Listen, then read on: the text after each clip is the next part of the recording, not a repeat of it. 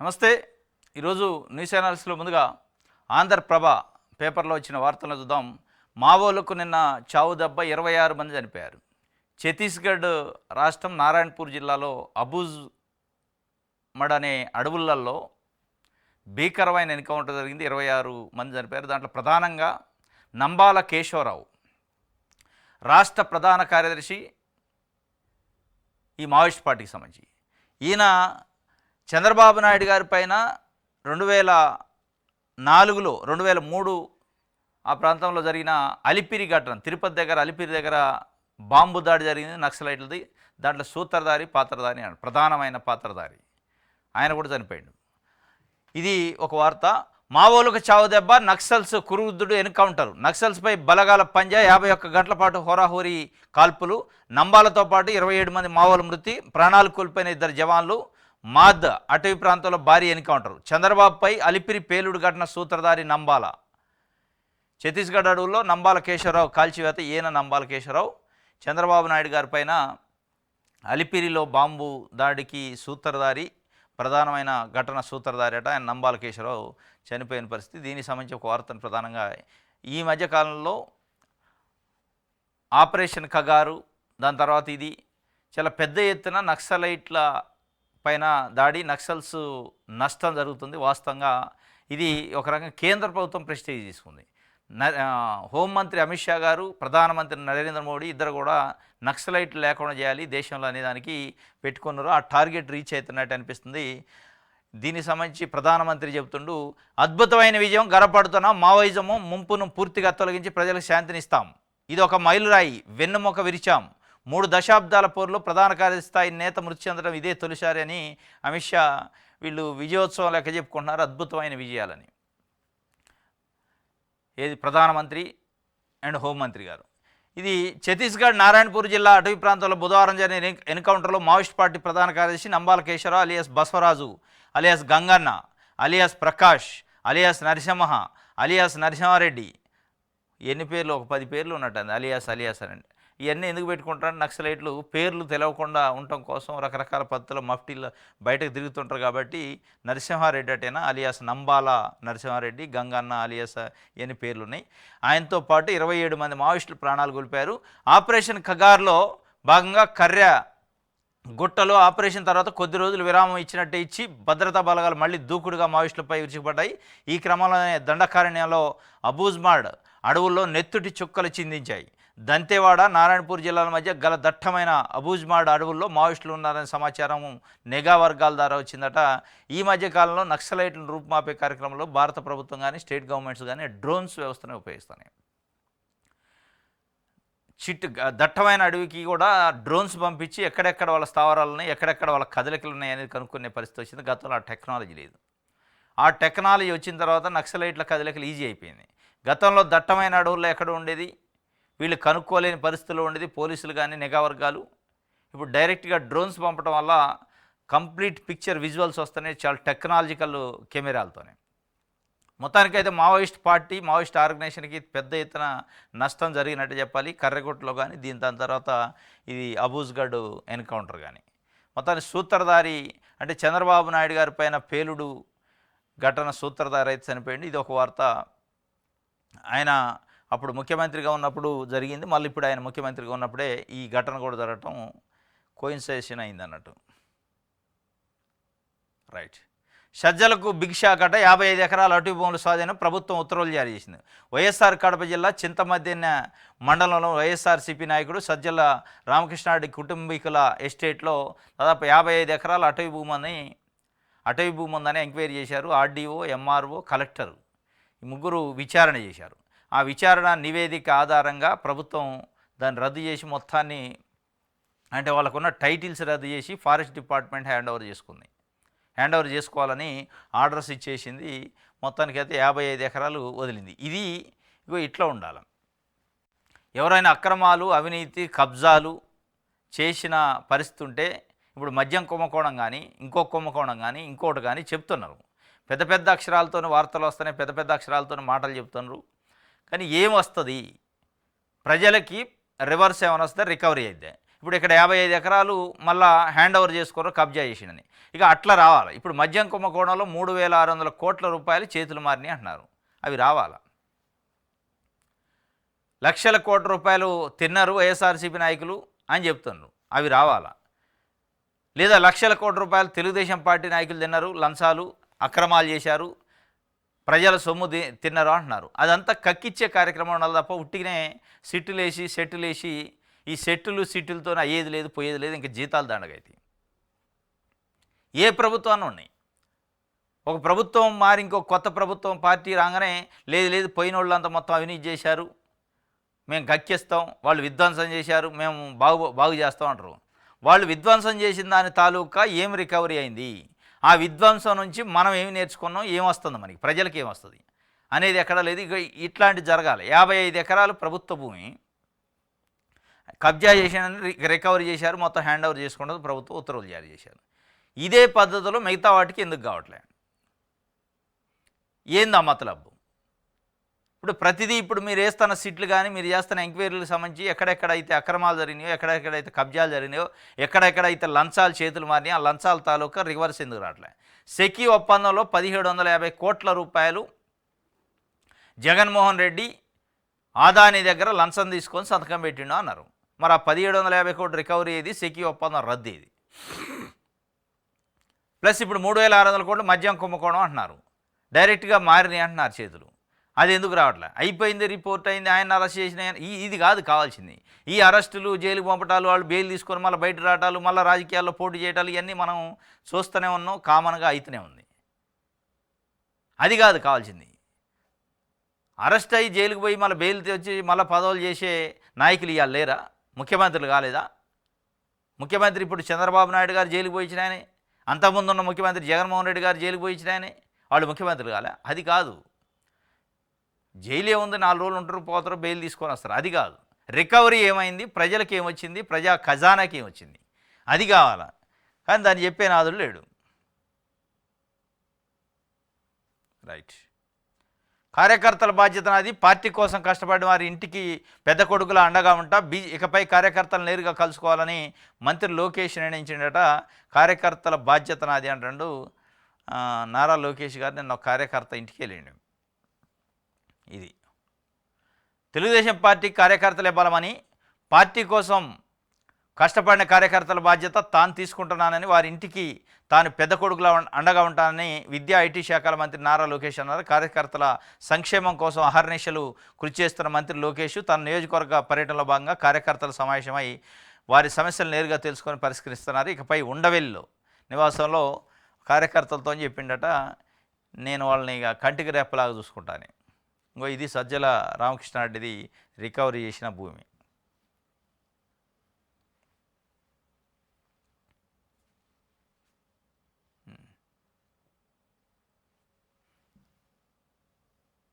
Right, విషయాలు అందరూ చూద్దాం.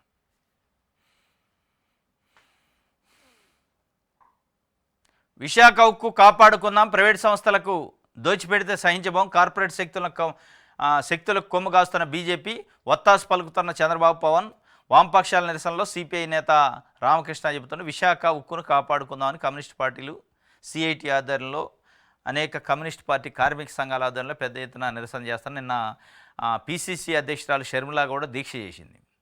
అంటే తొలగించిన 4,000 మంది కాంట్రాక్ట్ ఉద్యోగులను మళ్ళీ తీసుకోవాలి, వాళ్ళ పొట్ట మీద కొట్టొద్దు అని చెప్పి విశాఖపట్నంలో దీక్ష ప్రారంభిస్తే ఆ దీక్షను భగ్నం చేశారు రాత్రి పోలీసులు. మొత్తానికైతే ఎక్కడెక్కడ దీక్షలు అయితే భగ్నం అవుతున్నాయి. దాని గురించి మాట్లాడిన నాదుడు లేడు, అటు చంద్రబాబు కానీ పవన్ కళ్యాణ్ కానీ. ప్రజాశక్తి చూద్దాం. ఉపాధ్యాయుల బదిలీలకు ఉత్తర్వులు అంటే ఆర్డర్స్ వచ్చినాయట. బదిలీలకు సంబంధించి ఉపాధ్యాయులకి మొన్న చర్చలు కూడా జరిగిన సఫలమైన ప్రారంభమైన దరఖాస్తు ప్రక్రియ జూన్ 11తో పూర్తయితట. ఉపాధ్యాయులు ట్రాన్స్ఫర్స్ అవుతున్నాయి. ఎండియూ వ్యవస్థను రద్దు చేయొద్దు, మరింత మెరుగుపరచాలని సిపిఎం పార్టీ డిమాండ్ చేసింది. అంటే మొబైల్ డిస్పెన్సరీ యూనిట్ వ్యవస్థను, అంటే రేషన్ షాపులకు వెళ్లకుండా ఇంటికే డెలివరీ చేసే సిస్టాన్ని జగన్మోహన్ రెడ్డి గతంలో ప్రవేశపెట్టిండు. దాన్ని రద్దు చేస్తూ క్యాబినెట్ నిర్ణయం తీసుకుని దానిపైన సిపిఎం పార్టీ ప్రభుత్వాన్ని డిమాండ్ చేసింది. అది రద్దు చేయొద్దు, ప్రజలకి దగ్గర అయ్యే వ్యవస్థ, ప్రజలకి చేరువ చేసే వ్యవస్థ కాబట్టి దాన్ని రద్దు చేయటం కుదరదు అని చెప్పి చెప్తుంది. కానీ ఆల్రెడీ రద్దు చేసింది క్యాబినెట్.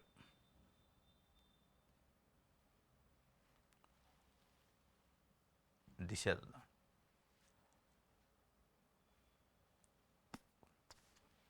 యోగాంధ్ర విశాఖ వేదికగా ప్రతిష్టాత్మక అంతర్జాతీయ యోగా దినోత్సవం జూన్ 21న యోగా డేలో పాల్గొన్న ప్రధాని మోదీ. ఆర్కే బీచ్ నుంచి భోగాపురం వరకు 5 లక్షల మందితో కార్యక్రమం, రికార్డు సృష్టించేలా నెల రోజుల పాటు యోగాంధ్ర 2025 నిర్వహణ. మీడియా సమావేశంలో సీఎం చంద్రబాబు నాయుడు గారు చెప్పిండు. ప్రపంచ యోగా దినోత్సవం రోజు ప్రధానమంత్రి నరేంద్ర మోడీ గారు జూన్ 21 నాడు ఆంధ్రప్రదేశ్లో విశాఖపట్నానికి వస్తుండు. దాని సందర్భంగా ఏర్పాటు చేస్తున్నారు. ముఖ్యమంత్రి చంద్రబాబు నాయుడు గారు యోగాంధ్ర చేయాలంటున్నారు. యోగాంధ్ర, స్వర్ణాంధ్ర, హరితాంధ్ర అంటే ఏ కార్యక్రమం ఆ సందర్భాన్ని బట్టి అన్ని ఆంధ్రాలు అవుతున్నాయి. ఏఐ ఆంధ్ర, ఇంకేదో క్వాంటమ్ ఆంధ్ర, రకరకాలు చెబుతున్నారు ఈ మధ్యకాలంలో. ఇన్ని ఆంధ్రాలు కాదు కానీ అసలు మామూలు ఉన్న ఆంధ్ర ఉన్నట్టుండి చాలు. ఉన్న ఆంధ్ర ఉన్నట్టుండి దానికి ఒక రాజధాని ఉండి దానికి పోలవరం పూర్తి చేసి ఇక్కడున్న ప్రజలకి 3 పూట్ల తిండి దొరికితే చాలు. ఇలా చాలామంది పేద ప్రజలు రెక్కాడితే డొక్కాడిన వ్యవహారం ఉంది. చాలామంది పేద ప్రజలకి అమ్మ ఒడి వచ్చేది, పాపం అది బంద్ అయింది 1 ఇయర్ నుంచి. రైతులకు రైతు భరోసా పద్ధతిలో రైతులకు భరోసా ఇచ్చేవాళ్ళు, అది బంద్ అయింది, అది ఇప్పుడు ఇస్తామంటున్నారు.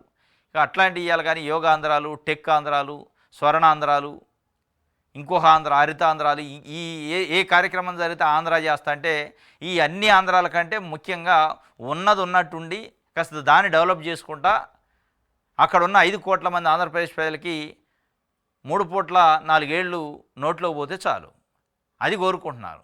దీన్ని ఎక్కడికెక్కడ ఊహల్లోకి తీసిపోయి చివరికి ఏం ఊహలు అంటే ఏది ఉండదు. మళ్ళీ చివరికి ఇక్కడ ఉన్న రాజకీయ నాయకులు బంగళాలు వస్తాయి, ఫామ్ హౌస్లు వస్తాయి, అన్నీ వస్తాయి. అత్యంత ధనికమైన ముఖ్యమంత్రులు అవుతారు, అత్యంత ధనికమైన ఎమ్మెల్యేలు అవుతారు, అందరూ ఉంటారు.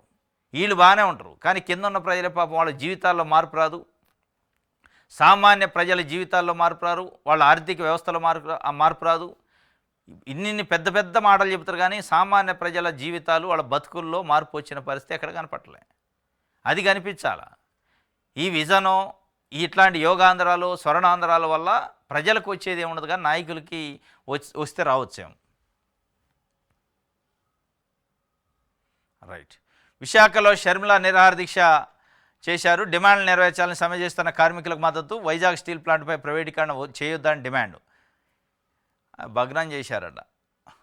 రైట్. ట్రెండ్ సెట్టర్ సరికొత్త వేదిక ఎంపిక చేసుకున్న పవన్ కళ్యాణ్. థియేటర్లలో ఆన్లైన్ ద్వారా ప్రజలతో ముఖాముఖి. నేడు టెక్కల్ సినిమా హాల్లో వీడియో సమావేశం. రాష్ట్రంలో 175 అసెంబ్లీ సెగ్మెంట్లోని ప్రోగ్రామ్స్. నేను ట్రెండ్ ఫాలో అవ్వను, ట్రెండ్ సెట్ చేస్తానని డైలాగ్ గబ్బర్ సింగ్ సినిమాలో పవర్ స్టార్ పవన్ కళ్యాణ్ చెప్పిండు. అప్పుడు ఆయన చెప్పింది నిజమే అని అనిపిస్తుంది. ప్రస్తుతం ఉప ముఖ్యమంత్రిగా ఉన్న ఆయన తాజాగా ఓ నిర్ణయం తీసుకున్నారు. ఎప్పుడు ఎవరు చేయని, ప్రయత్నించని, ఊహించిన పని చేయబోతున్నారు. జనసేన అధినేత డిప్యూటీ సీఎంగా ప్రజల బాగోగులను వినేందుకు పంచాయతీరాజ్ శాఖ ఆధ్వర్యంలో మన ఊరు మాటా మంతి కార్యక్రమానికి శ్రీకారం చుట్టారు. వాస్తవానికి పవన్ కళ్యాణ్ థియేటర్లలో తెరపైకి కనిపిస్తే అభిమానుల్లో సందడి నెలకొంది. అదే వెండి తెరపై ఆయన ఉప ముఖ్యమంత్రి స్థానంలో ప్రజలకు కనిపించనున్నారు. ఆయా ప్రాంతాల నాయకులు, కార్యకర్తలు ముఖ్యమైన వారిని పిలిచి వాళ్ళతో వీడియో ద్వారా ముఖాముఖిగా మాట్లాడనున్నారు. ఆయా గ్రామాల్లోని థియేటర్స్ కొందరిని ఆహ్వానించి ఆన్లైన్ ద్వారా ముచ్చటించేలా ప్లాన్ చేశారు. ఈ విధంగా రాష్ట్రమంతటా 175 నియోజకవర్గాల్లో గ్రామస్తులతో ఇదే తరహాలో మాట్లాడాలని పవన్ యోచిస్తున్నట్టు సమాచారం. ఎండి తెరనే వేదికగా చేసుకొని ప్రజలతో ఆన్లైన్ ముఖాముఖి నిర్వహిస్తున్నారు. ఒక కొత్త ట్రెండ్కి ఉప ముఖ్యమంత్రి పవన్ కళ్యాణ్ నాంది పలికిండు. మరి రాజకీయాల్లో నేను మార్పు తెస్తా, మార్పు కోసమే రాజకీయాల్లోకి వచ్చినాడు. ఇది ఒక మార్పు అన్నట్టు. వాస్తవంగా కొత్తగా నాకు తెలిసి ఈ రాష్ట్ర చరిత్రలో ఏ నాయకుడు చేయలే. చంద్రబాబు నాయుడు గారు వీడియో కాన్ఫరెన్స్లు పెట్టేది, ఆకస్మిక తనిఖీలు చేసేది, టెలికాన్ఫరెన్స్లు పెట్టేది, అట్లాంటివి ఉండేది. కానీ కొత్తగా పవన్ కళ్యాణ్ గారు ఒక ట్రెండు సినిమా థియేటర్లని తీసుకొని సినిమా థియేటర్లో తెరపైన ఆయన కనపడతారు. విజువల్లో కింద ఆ సినిమా చూసే ప్రజలు ఎట్లయితే కూర్చుంటారో ఆ సీట్లలో పార్టీ కార్యకర్తలు, గ్రామానికి సంబంధించిన ప్రజలు వాళ్ళ సమస్యలు చెప్పుకోవడానికి వస్తారు. విజువలైజ్ ఉంటుంది, ఇద్దరు ముఖాముఖి మాట్లాడుకుంటారు. ఇక ఎందుకంటే అందరినీ గెలవలేడు కాబట్టి ఇది చాలా మంచిది. ఎందుకంటే అసలు ఏం జరుగుతుంది ప్రభుత్వంలో కింద, ప్రజలు ఏమనుకుంటున్నారు, పార్టీ కార్యకర్తలు ఏమనుకుంటున్నారు, ప్రభుత్వం తీసుకున్న నిర్ణయాలపైన ఎట్లా ఉంది ఫీడ్బ్యాక్ అనేది చాలా స్పష్టంగా తెలిసింది. ఇంటెలిజెన్స్ నివేదికల కంటే ఇది నెంబర్ 1. ఇది ఒక కొత్త ట్రెండ్ అయితే సెట్ చేస్తాడు. 175 కాన్స్టిట్యున్సీలో చేస్తారట. ఈరోజు టెక్కల్లో ప్రారంభమైంది. ఇదంతా బాగానే ఉంది, సంతోషం. ట్రెండ్ ఎట్లాంటి సెట్ చేయాలి కూడా మార్పు కోసం వచ్చాడు కాబట్టి ఇప్పుడు చంద్రబాబు నాయుడు గారు తెలుగుదేశం పరిస్థితి ఏంటి అనేది ఇక్కడ ప్రశ్న. చంద్రబాబు నాయుడు గారు తెలుగుదేశం పార్టీ నారా లోకేష్ గారు దీన్ని డైజెస్ట్ చేసుకుంటారా, జీర్ణించుకుంటారా? ఇట్లాంటి కొత్త ట్రెండ్తోని కొత్త మార్పుతోని ప్రజల్లోకి 175 నియోజకవర్గాల్లో నేను థియేటర్లలో ప్రజలతోని ముఖాముఖి మాట్లాడుతా అంటే ఒప్పుకుంటాడా? ఆయన జీర్ణించుకునే పరిస్థితి ఉంటుంది. అయితే గీతే తెలుగుదేశం పార్టీ చంద్రబాబు నాయుడు గారు లోకేష్ గారు పబ్లిసిటీ కావాలి తప్ప పవన్ కళ్యాణ్ ఏంది, ఈ దూకుడైంది, ఈ కథ ఏంది, ఇది భవిష్యత్తులో మనకి ఎంత ప్రమాదం అనేది వాళ్ళు ఒక అంచనా వేసుకుంటారు. దీన్ని ఏదో ఒక రకంగా డిస్టర్బ్ చేయడానికో దీన్ని ఏదో ఒక రకంగా ఇండైరెక్ట్గా పరోక్షంగా దీన్ని దెబ్బతీసే కార్యక్రమం చేసే అవకాశాలు కూడా ఉండకపోవచ్చు అనేది కొంతమంది విశ్లేషణలు చెబుతున్నాయి. వాస్తవం ఇది. ఎందుకంటే రాజకీయాలు రాజకీయ పార్టీలు ఎత్తుకు పై ఎత్తులేస్తూ ఉంటాయి. ఎందుకంటే ఇదే పద్ధతిలో నిజంగానే ఇదే ట్రెండ్లో పవన్ కళ్యాణ్ ఇదే దూకుడుతో వెళ్తే భవిష్యత్తులో 175 నియోజకవర్గాలు బలమైన పార్టీగా, ఒక బలమైన కార్యకర్తలు ఉన్న పార్టీగా పునాది వేసుకునే పరిస్థితి ఉంటుంది. అది తెలుగుదేశం పార్టీకి తక్షణం డేంజర్ బెల్. మరి ఆ డేంజర్ బెల్ ఉంటుంది కాబట్టి ఇక ప్రభుత్వ పరంగా ఉప ముఖ్యమంత్రి అనే పదవి తీసుకొని ఇదేం కార్యక్రమాలు నువ్వు చేసేది, పార్టీకి పునాదులు వేసుకునే కార్యక్రమం చేస్తుంది, ఇది పద్ధతి కాదని ఏమన్నా కట్ చేసే కార్యక్రమం, తెలుగుదేశం పార్టీ నుంచే వేరే నాయకులతో చెప్పించే కార్యక్రమం చేసే అవకాశాలు ఉంటాయా అనేది కొంతమంది విశ్లేషకులు చెప్తున్న పరిస్థితి.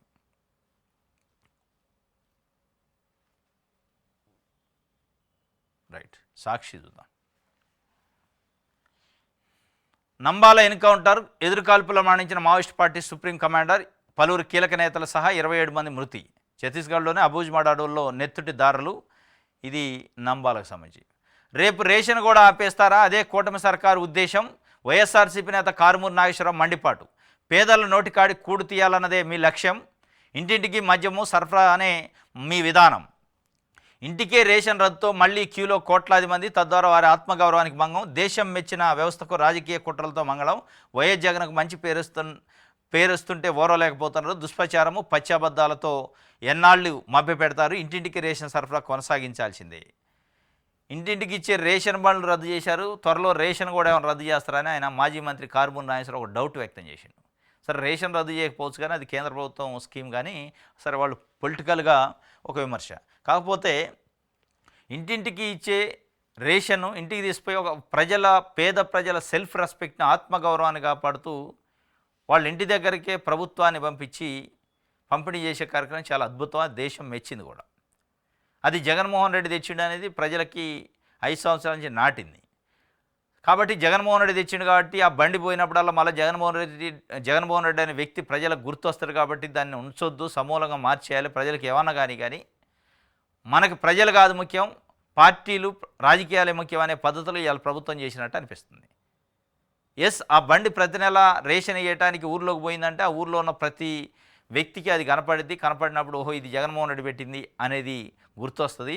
గుర్తు రావడం వల్ల నాకు లాభం కంటే వాళ్ళకి లాభం ఉంటుందని చంద్రబాబు నాయుడు గారు అనుకుండా, రాజకీయాలుగా లాభమో నష్టమో మీకు ఉండొచ్చాము కానీ దాన్ని కొనసాగిస్తే ప్రజలకు మేలు జరిగితే మీరు చేసే పనులు మంచి పనులు ఉంటే ప్రజలకు వెళ్తాయి, మీ కూడా బాగుండేది.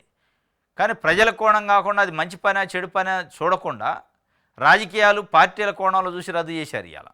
కాబట్టి ఇది వాళ్ళ ప్రజల ఆత్మగౌరవాన్ని ఒక రకంగా దెబ్బతీసినట్టే. కోట్లాది మంది మళ్ళా క్యూలలో నిలబడే పరిస్థితి. ఇది దేశం మెచ్చిన వ్యవస్థకు రాజకీయ కుట్రలతో మంగళమాడారు అనేది ఆయన చెప్తుండు.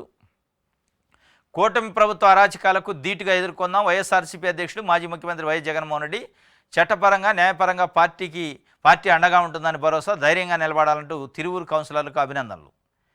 కూటమి ప్రభుత్వం అరాచకాలను ధీటుగా ఎదుర్కొందాం అంటుండు.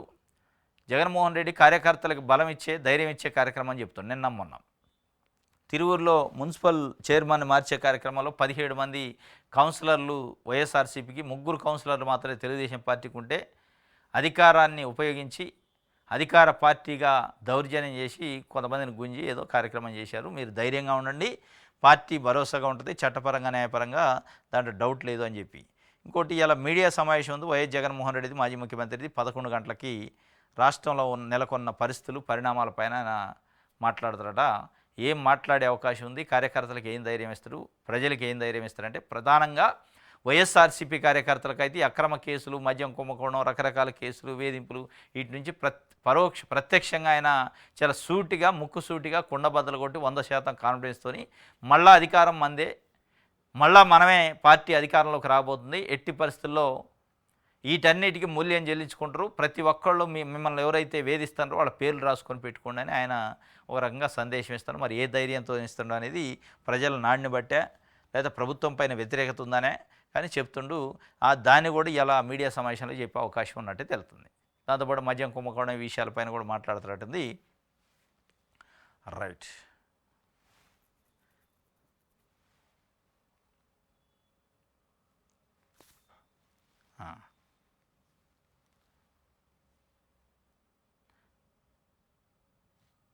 ఇది సాక్షికి సంబంధించి ఆంధ్రజ్యోతి. సజ్జల కబ్జాకు చెక్కు ఆక్రమణ నుంచి 63 ఎకరాలకు విముక్తి, అటవీ భూమి 52 ఎకరాలు, మిగిలిన ఇరిగేషన్ అసైన్డ్ భూములు, వాటి విలువ 220 కోట్లు, అరటి బొప్పాయి జామ సాగు, అక్కడే గెస్ట్ హౌజులు నిర్మాణాలు ఆంధ్రజ్యోతి కథనంతో విచారణ, స్వాధీనం చేసుకుని హెచ్చరిక బోర్డు పెట్టిన రెవెన్యూ అధికారులు. ఇది సజ్జలకు సంబంధించి ఆంధ్రజ్యోతి చెప్తేనే చేశారట, ఆయన్ని మొత్తం రివర్స్ తీసుకున్నారట.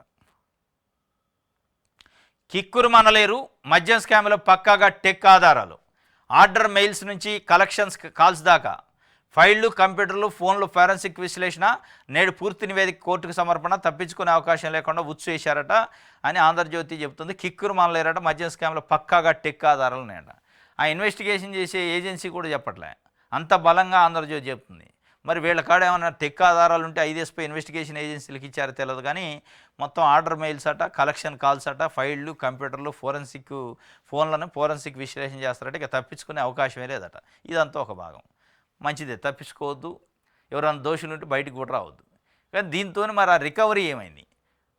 రాష్ట్ర ఖజానాకు చెందాల్సిన 3600 కోట్ల రూపాయలు కొంతమంది ప్రభుత్వ పెద్దల జేబులలో పోయిందనేది మీరు పక్కా ఆధారాలని తప్పించుకోలేరు అంటున్నారు.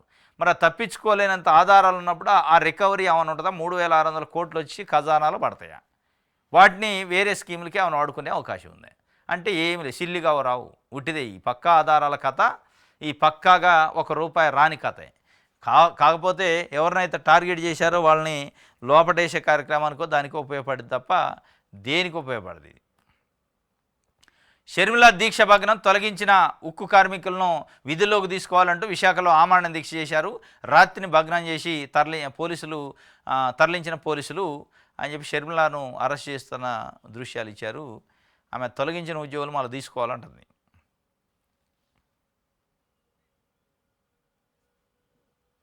రైట్. ఇది ఆంధ్రజ్యోతికి సంబంధించి. ఈనాడు చూద్దాం.